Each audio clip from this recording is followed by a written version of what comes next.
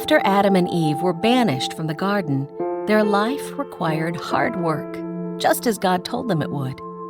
They still reflected God's image, but that image was now tarnished. Things would never be the same because of the sinful choices they had made. Adam and Eve later had 2 sons. The older son was named Cain, and the younger son was named Abel. In Genesis chapter 4, the story of these 2 brothers shows just how terrible the effects of sin can be. Oh, it's harvest time. Time to bring God an offering for what I've grown. I've got some of the good crop, and there are some pieces that are bruised. I'm sure God won't mind if I keep some of the best for me. God, here's my offering. I'm bringing the firstborn animals and the best part of the meat. I hope that you'll accept this offering. It's the best that I can give. The Lord was pleased with Abel and his offering, but not with Cain and his offering. This made Cain so angry that he couldn't hide his feelings. So God asked Cain, "Why do you have such an angry look on your face? If you had done the right thing, you would be smiling. But you did the wrong thing, and now sin is waiting to attack you like a lion. Sin wants to destroy you, but don't let it." God was telling Cain that he could see the sin in Cain's heart.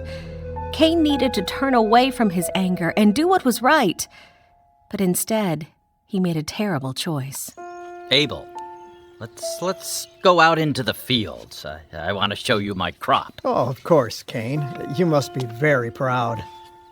While they were in the field, Cain attacked his brother Abel, and he killed him. Afterwards, the Lord asked Cain, "Where is your brother? Where is Abel?" How should I know? Am I supposed to look after my brother? "Why have you done this terrible thing? You killed your own brother, and his blood flowed onto the ground. Now his blood is calling out for me to punish you. And so I'll put you under a curse. Because you killed Abel, you will never be able to farm the land again. If you try to farm the land, it won't produce anything for you. From now on, you'll be without a home, and you'll spend the rest of your life wandering from place to place."